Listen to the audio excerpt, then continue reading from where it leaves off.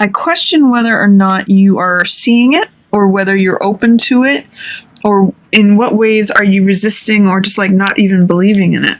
Nine of Coins is a card of luxury. You can see it's even a purple card, which is usually a symbol for royalty.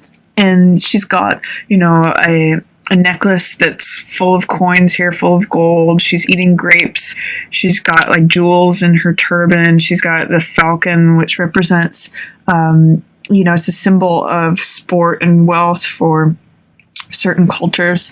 So it's a card of, usually Nine of Coins means having luxury from being self-disciplined and having worked for yourself and earning enough money to have surplus and enjoying the spoils and riches of having had that self-discipline and putting yourself in a good spot.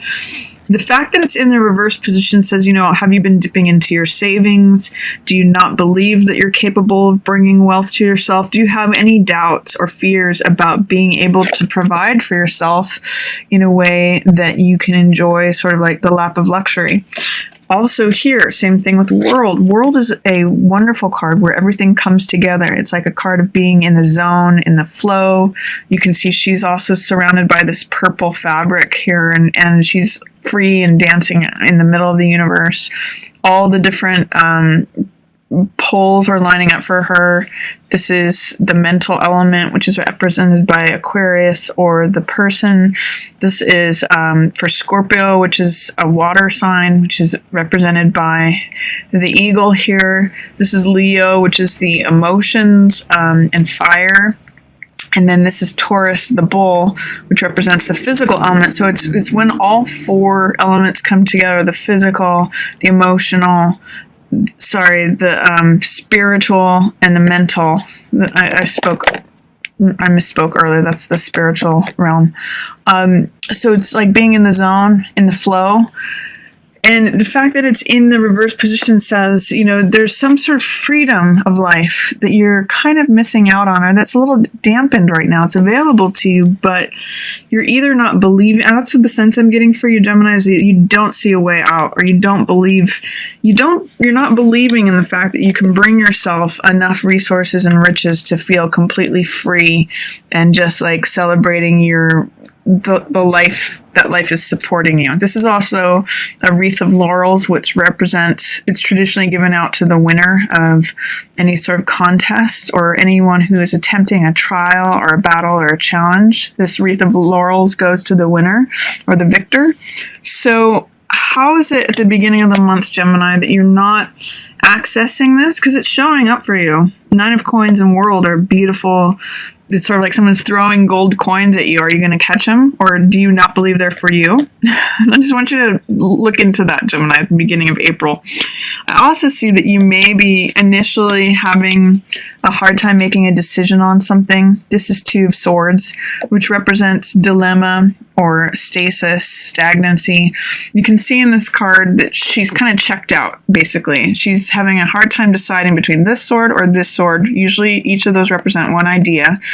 And so because she can't decide, she's just blindfolded herself and is immobile and stagnant, on the way to just being non-active. So this card, the way out of this is to take action. This is a fire card, 8 of Wands, so 8 of fire. And this is things happening very rapidly. This is things 80 to 90% lined up.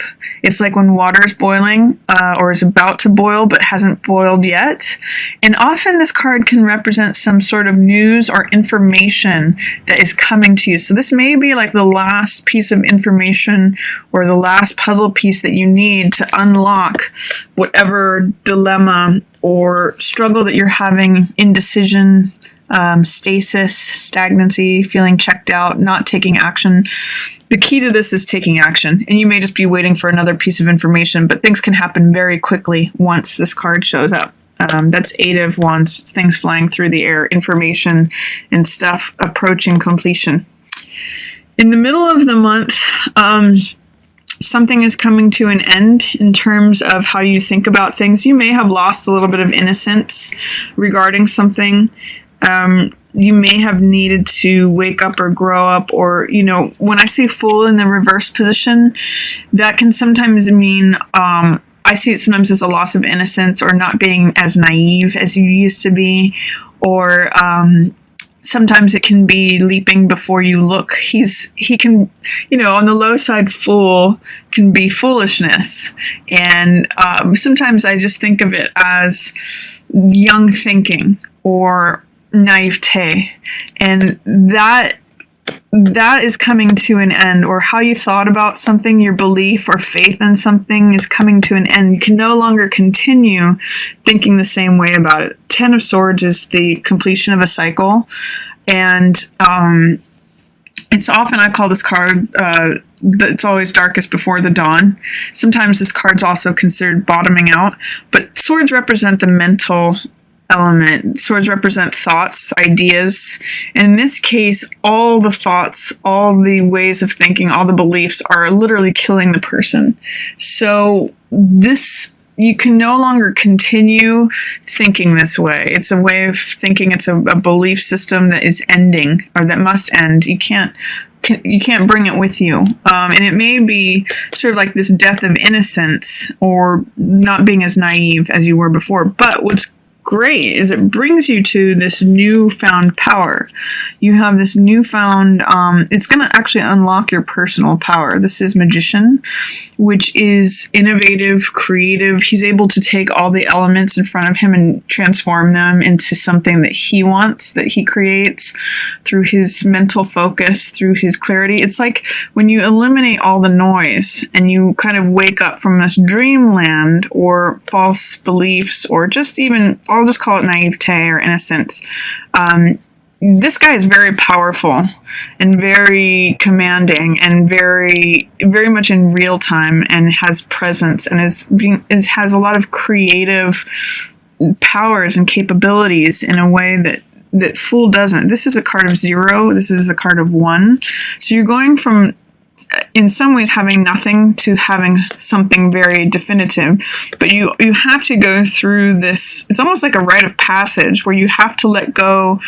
It's funny, I'm thinking of this quote actually from the Bible that says, when I was a child, I thought like a child. And it's almost like a loss of innocence, a little bit of growing up here. In the middle of the month, you might be disheartened by something, but if you're able to let that go, you become this strong, powerful person, and also very productive. 8 of Coins, means that you're creating money. It's a card of putting your nose to the grindstone and cranking out product or money or creation. Sometimes it's an artist card, and they're just like producing multiple works of art. Can be a very inspired card, but it also generates money. So, if you can pass, this is almost like a portal here. If you can pass through this and leave the old, I won't say foolish, but maybe I'll say young, naive, innocent, inexperienced part of yourself behind, you become this powerful person who's able to create quite a bit.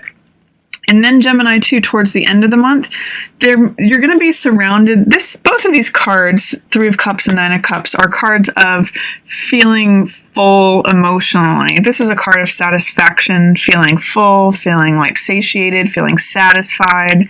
And then this card is 3 of Cups, meaning that you're surrounded by friends and family or like-minded people. It's a card of celebration. It's a card of, in the Rider-Waite, they're dancing. So it may be through accessing your own power and being creative and creating your own money and wealth, through potentially your creative powers, or just through your hard, consistent work.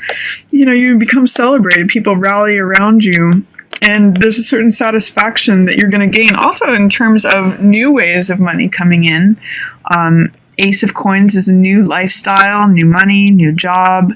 It's a new seed to plant for the new life that you want to create. And I'm seeing that in some way or another, there may be someone that you need to forgive, whether it's yourself or someone else.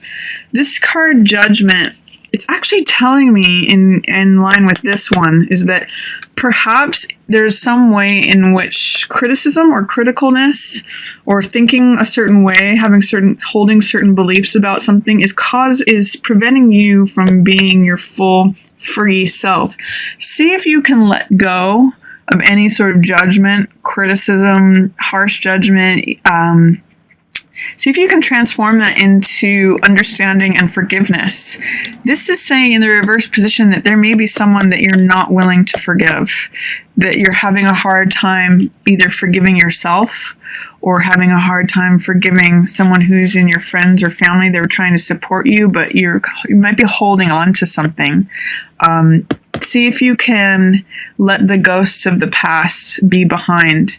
You know, if there's people who are rallying around you, see who else might be absent. Because sometimes this can mean there's family members, but there's old ones that have passed away that are showing up too, but in the reverse position. So see how you can employ forgiveness, and it's going to be pretty satisfying for you. It's going to help you unlock this new life, this new